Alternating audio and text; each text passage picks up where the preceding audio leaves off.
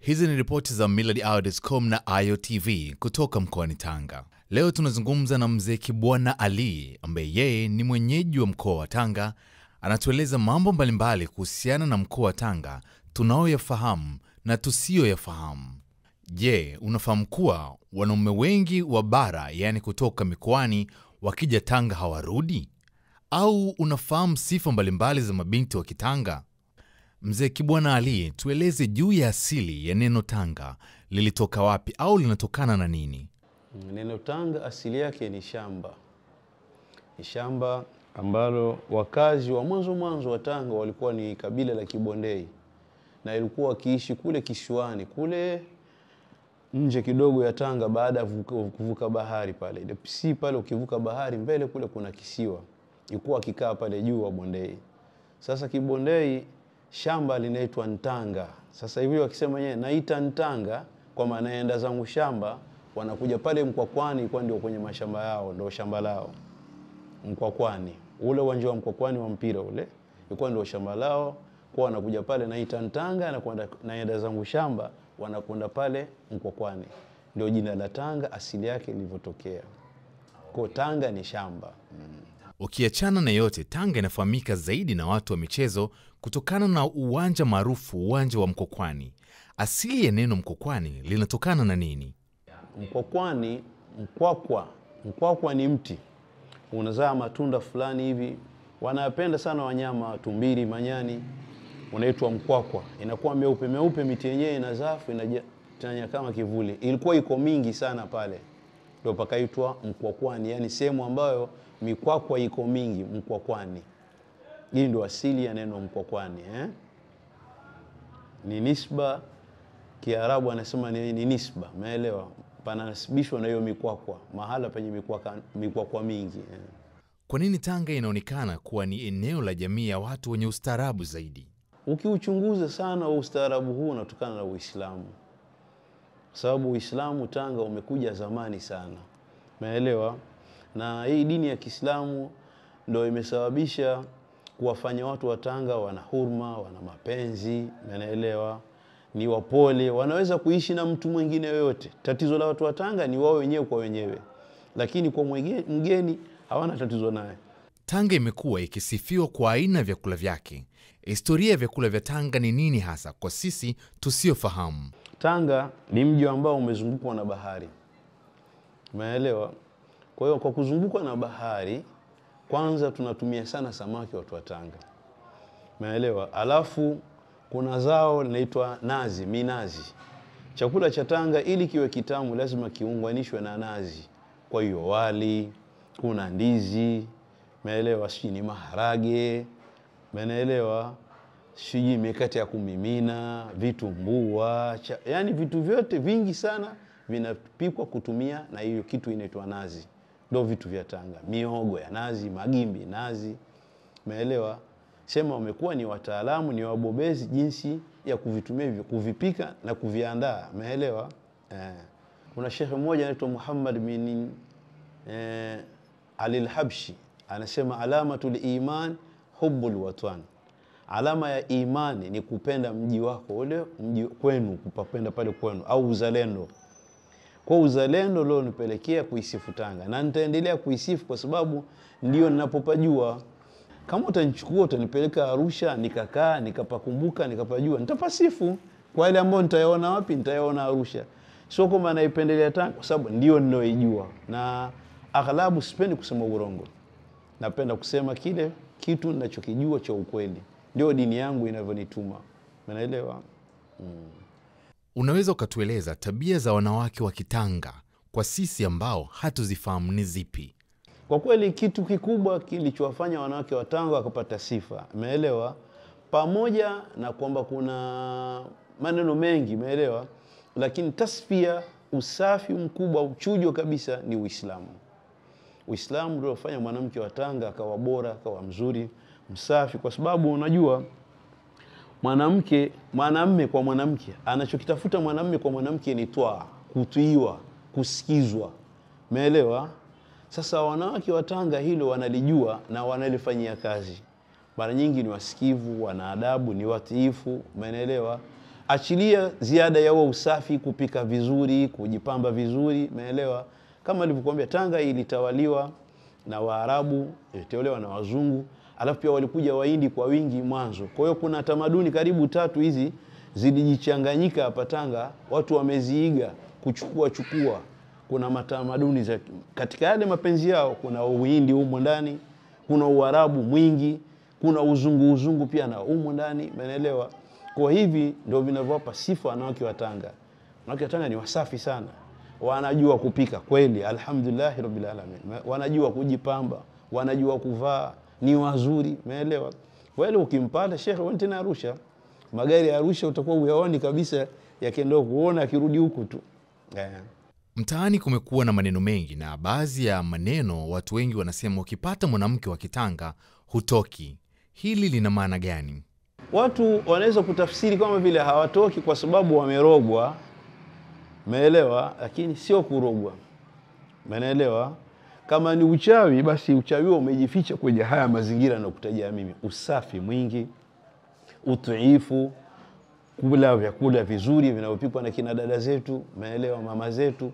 Hicho ndio kinachofanya wanaume wa Kibara kubakia, kwa sababu huko kwao, umeelewa, mfano ndizi ya mkono wa tembo, huko bara wanachoma, wanachemsha, umeelewa, lakini huku Tanga inapikwa shekhe ile, umeelewa, ikatiwa nazi shekhe, ukatafuna ukajiramba namna moja, umeelewa. Sasa kwa nini asibakie Tanga? Atatokaje nyumba hiyo? Maharage unoyala huko bara sio maharage ya Tanga. Maharage ya Tanga yakipigwa ukafunga kwenye karatasi yako hiyo ya nini, ya diary yako, na isitote ukaratasi. Maharage mazito zito hivi tu, lile limesimama hivi. Kwa nini usibaki hapo Tanga? Uende wapi?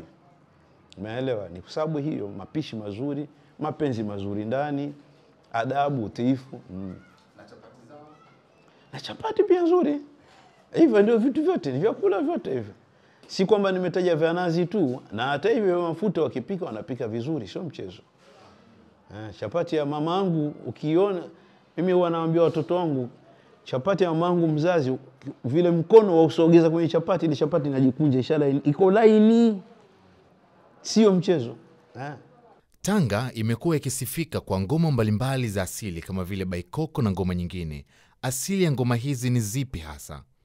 Kwa kweli baikoko ni ngoma ambayo imezuka hapa juzi, sisi tushakuwa watu wazima na akili zetu imezuka. Sio imetoka wapi ngoma? Huko Kisosora huko kaje kaenea, lakini asili ya saa ngoma za Tanga ilikuwa ni chera na gitaa. Hizi ngoma mbili ndio ilikuwa ngoma za asili hapa Tanga, chera na gitaa, umeelewa?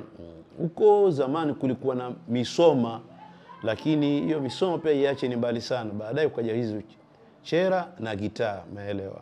Ndio kwa asili ya ngoma za Tanga.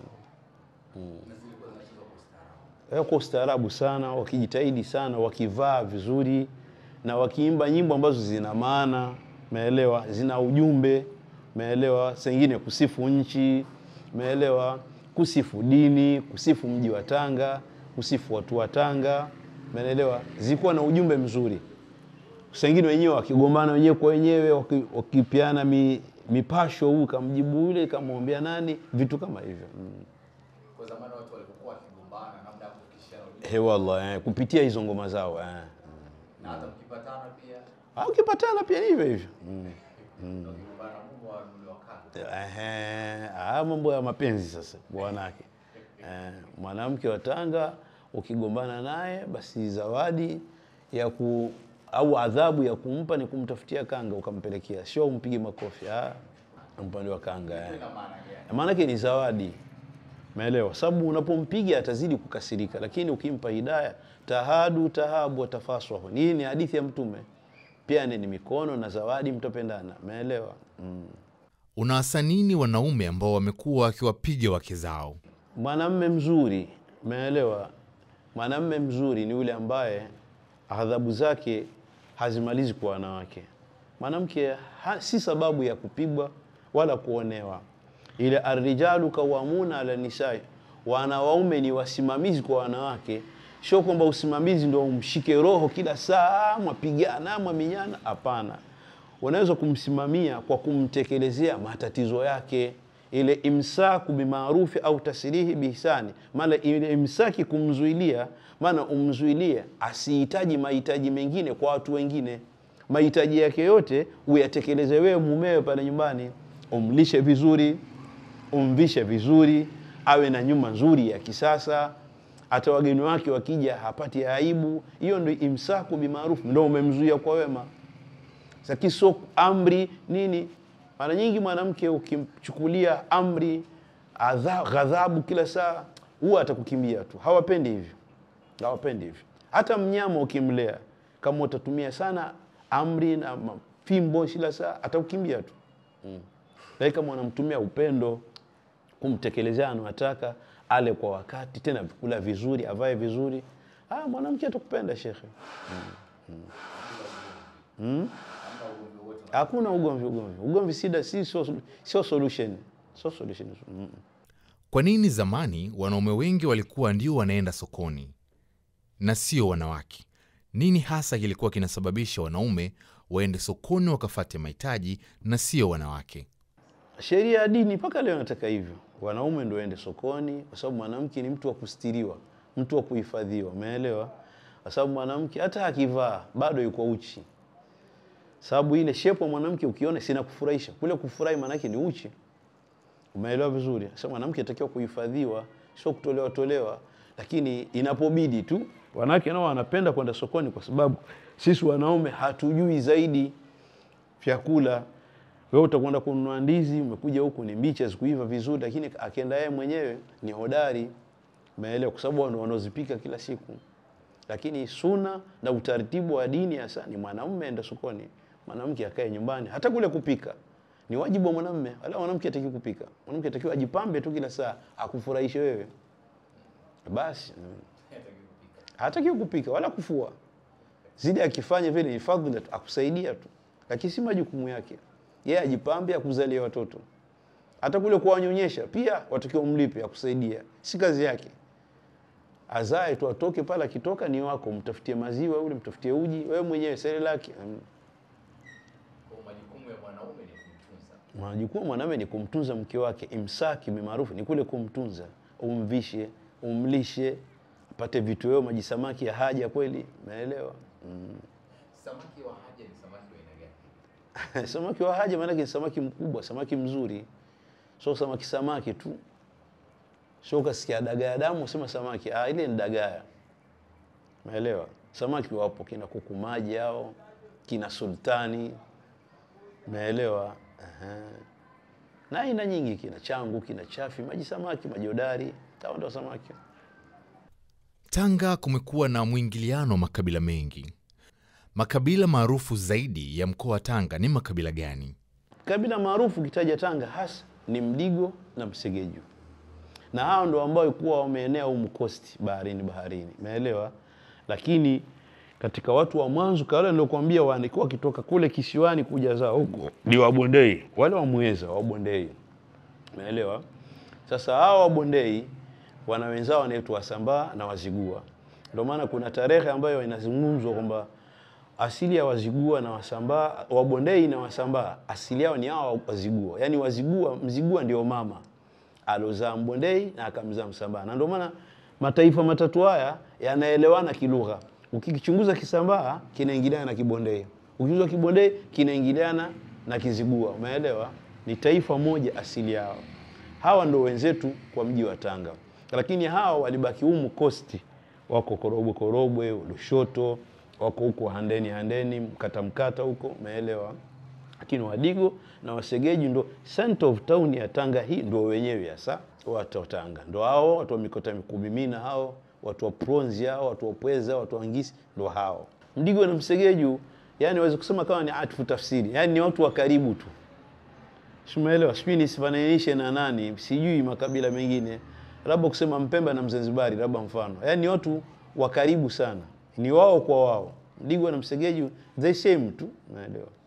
Utandawazi umebadilisha vipi tamaduni za jamii ya watu wa Tanga? Ni kweli Tanga imebadilika. Tanga hapo zamani shehe ilikuwa na harufu yake Tanga. Ikifika asubuhi wasikia harufu ya asubuhi tu. Ikifika mchana harufu ya mchana. saa 10 kunaarifua saa 10. Umeelewa? Na yote kutokana nini? Vyakula na mapambo yanayopamba majumbani. Tanga imekuwa na masoko mengi sana, lakini soko la Ngamiani limekuwa maarufu zaidi.